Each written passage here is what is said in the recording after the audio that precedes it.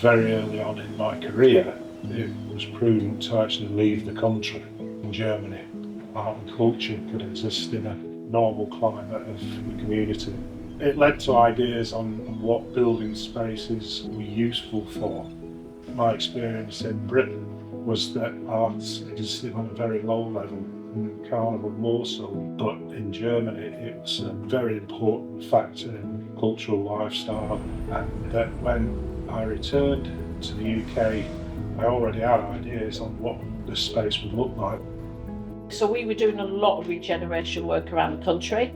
We were taking our work though and seeing what effect that had in that town and in buildings, but we weren't doing it here. We just decided as a company that we wanted to do all of that here. Where we lived and worked, where all our families worked, that's what we wanted to do. So we needed a building. We wanted really to use a building that was central in a town for the ease of people to get to it and everything, all ages to get to it.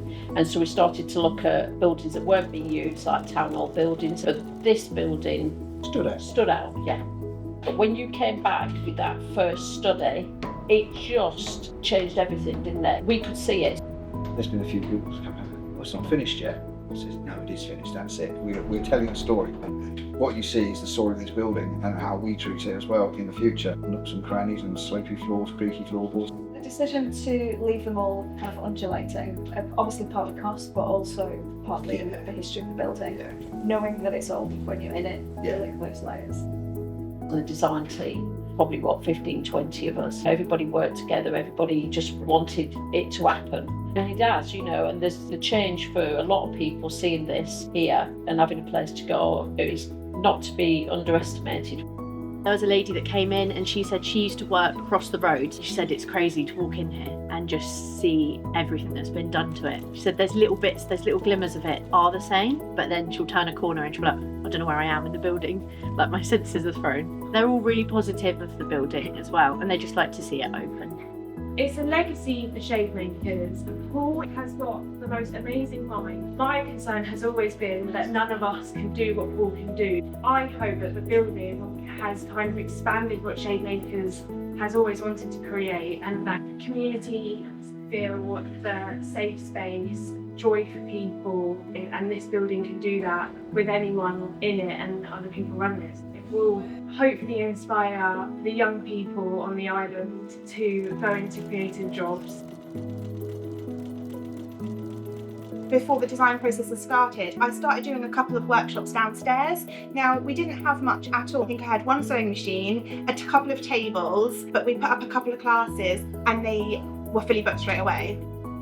Without this building, Stitch Department wouldn't exist. The title and the name, Stitch Department, it was always created to be in this building. From being in this building and the community of people and how hard they have worked to get this building to what it is, it's really inspirational. I'm the creative programming director for the department, so I decide what the creative output that we put around the building, theatre space, workshops and classes, events, exhibitions. Look at that year as a whole and see what offer we have for the residents of Ryde and the Isle of Wight. It's such a central point of creativity that showcases what we can do here on the island. I've lived here all my life. I know what it's like growing up here, wanting to be creative and wanting to do stuff. And for those opportunities to not be there, people always assume that you have to go over to London or the mainland to be able to create something good, and if it's from the Isle of Wight, it's going to be shit. But what this building does and proves is that if it's from the Isle of Wight, it's going to be good.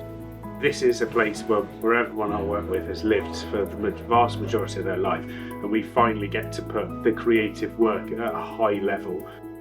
It's an interesting thing because it is bricks and mortar, but it became more than that. This building just had stories that we were going to be the next chapter. So I used to walk past this building for the last 40 years. Now I'm in the building and people remember us being in the building. We become part of that story. And I mean, I've got my first grandchild who knows this building from the day he's been born. So when I'm long gone, he'll know that Granny Chad's worked in that building. I couldn't ask for anything more than that. We can now say that we have tried to do things, we've done something which is part of the local history now, which is good. I feel like architecture can unlock that and help it forward and be a quiet game changer within it without necessarily having to be the star of the show.